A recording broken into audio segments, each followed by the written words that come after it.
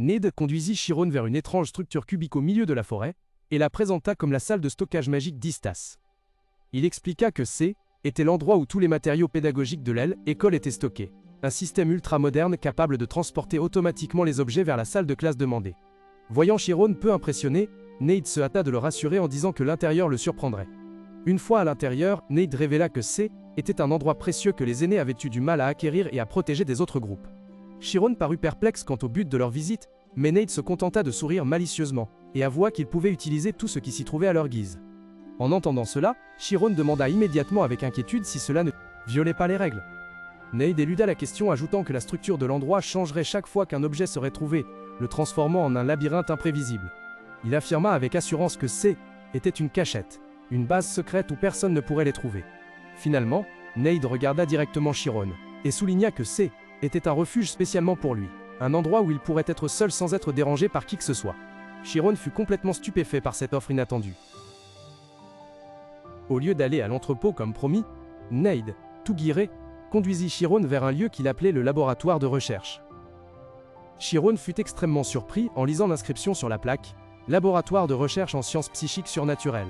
Il ne pouvait pas croire qu'un tel endroit puisse exister dans une académie de magie.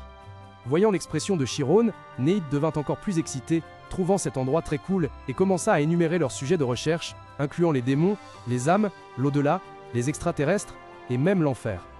À ce stade, Chiron commença à sentir qu'il avait rejoint le mauvais groupe. Bien qu'il n'ait pas complètement perdu son intérêt, il trouvait tout cela un peu excessif. Dès que la porte s'entr'ouvrit, un épais nuage de poussière s'en échappa brusquement, faisant tousser Chiron étouffé. Ned le rassura calmement, disant qu'il s'y habituerait. Chiron rétorqua en son fort intérieur, se demandant pourquoi il devrait s'y habituer au lieu de simplement nettoyer. Toujours perplexe, il suivit Ned à l'intérieur. La scène à l'intérieur était encore plus étrange, avec une personne absorbée par elle. Écriture de formules complexes sur un grand tableau noir. Chiron fut surpris de reconnaître que la personne, concentrée à écrire des formules complexes sur le tableau noir, N, était autre que son camarade de classe, Eruki.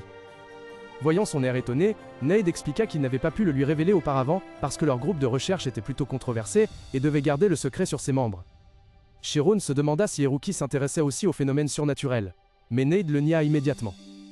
Il précisa qu'Eruki avait rejoint le groupe dans un but tout à fait opposé, prouver que ces choses n'existaient pas, car pour quelqu'un qui croit toujours en la logique comme Eruki, qui sait, était un appât parfait. Au même moment, Eruki se retourna et ne put s'empêcher d'être surpris de la présence de Chiron. Il se montra extrêmement enthousiaste qu'un génie vienne visiter cet endroit. Sans la plotre surpris d'être si, moindre hésitation, Eruki saisit fermement la main de Chiron, l'entraînant dans une discussion académique inattendue, qui laissa Chiron quelque peu déconcerté. Eruki commença par émettre l'hypothèse que la décomposition de la matière laisserait des atomes, puis posa la question de savoir ce qu'on obtiendrait si l'on décomposait ces atomes encore plus. Entraîné par le fil de sa pensée, Chiron hésita avant de deviner qu'une énorme source d'énergie pouvait être cachée à l'intérieur. La réponse de Chiron enthousiasma Eruki, qui s'exclama que Chiron avait raison et ne put cacher son admiration pour la justesse de sa déduction. Eruki confirma qu'une énergie extrêmement puissante y était dissimulée, suffisamment forte pour détruire une ville entière. Eruki posa une question hypothétique à Chiron, concernant les conséquences de la libération d'une énergie latente.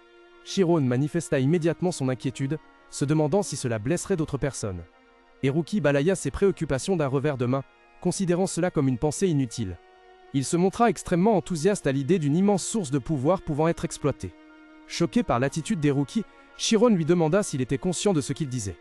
Tandis que Ned, debout à côté, semblait perplexe, Chiron rappela l'enseignement du directeur selon lequel un magicien doit toujours considérer l'impact de sa magie sur le monde. Il demanda franchement à Eruki s'il était prêt à sacrifier de nombreuses vies pour satisfaire ses propres désirs. Eruki se contenta de qualifier nonchalamment les écanes, inquiétude de Chiron, d'ennuyeuse. Il argua que si les autres mages n'exploitaient pas cette puissance, ce N n'était pas par manque de volonté, mais par manque de capacité. Eruki tenta de convaincre Chiron que son génie intellectuel lui avait été donné pour accomplir de grandes choses. Cependant, Chiron rejeta catégoriquement. Il affirma qu'il préférait être un imbécile plutôt qu'un génie nuisible aux autres. Eruki poursuivit le débat, affirmant que le monde était dirigé par une poignée de génies, le reste N étant qu'une masse stupide, et que l'histoire l'avait prouvé. Chiron répliqua froidement, jugeant l'argument d'Eruki comme une simple justification de échec. Il croyait que les idéaux pouvaient être réalisés très facilement. Voyant l'affrontement s'intensifier, Ned intervint précipitamment, tentant de les calmer, et leur proposant de s'asseoir tranquillement pour discuter. Cependant, Chiron n'avait plus rien à dire. Il tourna résolument le dos et partit, malgré les appels paniqués de Ned, qui lui rappela qu'il ne connaissait pas la sortie. Haruki, agacé, laissa échapper une remarque sarcastique, disant que si Chiron ne pouvait pas trouver la sortie tout seul, il était vraiment un idiot. Ned interrogeait Haruki avec colère, lui reprochant d'avoir pu expliquer les choses plus clairement à Chiron. Haruki s'assit calmement, admettant qu'il avait perdu un peu son sang-froid. La raison était qu'il considérait Chiron comme un rival. Ned fut extrêmement surpris, ne pouvant croire qu'une personne uniquement intéressée par les chiffres comme Haruki puisse avoir une notion de rivalité. Haruki expliqua que était précisément parce qu'il ne connaissait que les chiffres qu'il avait cette pensée. Il rappela l'examen de promotion de Chiron, le test de téléportation que Ned avait également vu, comme preuve de la formidable puissance de son ami. Après le départ de Chiron, Haruki resta là, regard perçant vers Ned. Il analysa froidement. Pour un novice en téléportation, la vitesse de pensée pour traverser le labyrinthe du dragon de niveau 10 est impensable sans division temporelle. Haruki affirma qu'alors, Chiron traita l'info à un 10 millième de seconde. Ned fut sidéré par ce chiffre incroyable. Haruki, amusé, expliqua que était le mystère de la vision profonde, une intuition dépassant l'effort et la connaissance.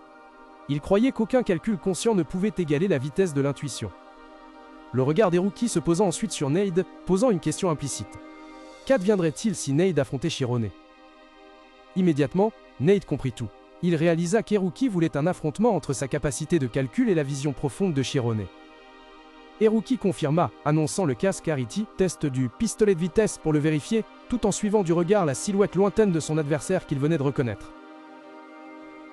Le lendemain, l'ambiance à l'académie était animée, les étudiants discutant de l'examen de pistolet à grande vitesse, qui devait avoir lieu dans 2 semaines. Un étudiant exprimait son inquiétude, car s'il échouait à cet examen, il ne pourrait pas passer en classe supérieure.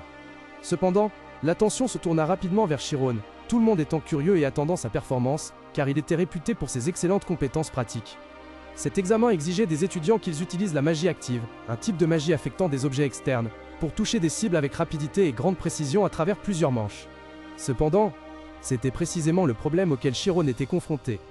Il alla trouver un professeur et lui exprima ses inquiétudes, avouant qu'il ne parvenait pas encore à maîtriser la Punkwevulazua, magie active, et ne savait donc pas comment participer à l'examen. Le professeur écouta et expliqua que pour pouvoir utiliser la magie de niveau omniscient, Chiron devait obtenir au moins 60 points. Malgré cela, le professeur l'encouragea également en soulignant que la note de Chiron en chimie augmentait le plus rapidement, prouvant que ses efforts portaient leurs fruits. La professeure était Sienna, la nouvelle tutrice de Chiron. Sienna accueillit son élève avec un sourire chaleureux, expliquant que le problème de Chiron n'était pas un manque de connaissances, mais qu'il tentait d'appliquer toutes ses connaissances simultanément. Sienna lui suggéra de se concentrer sur un domaine de connaissances spécifique pour devenir un expert. Les mots de Sienna rappelèrent à Chiron la théorie de la quantisation photonique. Il avait toujours cru que était une forme de magie passive, la base des sorts de téléportation à durée d'effet trop courte, et n'y avait jamais prêté attention. Il fut surpris d'apprendre que cette théorie pouvait aussi être appliquée à la magie active. Sienna confirma qu'un tel type de magie venait d'être enregistré à la guilde. Elle donna à Chiron un livre intitulé Sortie photonique, ainsi qu'un journal de magie. Chiron était ravi et ému de réaliser que était sa première magie active. Il feuilleta le journal avec enthousiasme, se renseignant sur la sortie photonique. D'après la description, était un type de sort qui émettait de la lumière, utilisable pour détecter d'autres personnes aux alentours, bien que moins efficace que la magie de lumière spécialisée. Chiron était sceptique quant à la magie de la sortie photonique, suggérée par la professeure Sienna, se demandant s'il pourrait réellement l'utiliser pour son examen. Pendant ce temps, Sienna expliquait calmement que, bien qu'apparemment inutile, la sortie photonique avait un avenir très prometteur. Elle soulignait que la lumière était la chose la plus rapide au monde, et que ce qui était linéaire était facile à contrôler. Sienna a également révélé que, à la Tour d'Ivoire, à la pointe de la recherche magique, on avait prédit que la sortie photonique révolutionnerait le domaine de la transmission d'informations et se développerait en une branche magique importante à l'avenir. En écoutant les explications approfondies de la professeure, Chiron fut progressivement convaincu.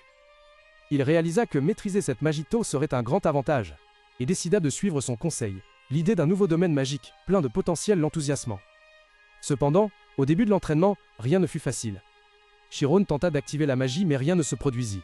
Au milieu du terrain d'entraînement, il réalisa avec effroi qu'avec son niveau actuel, il était absolument incapable de contrôler ce type de magie.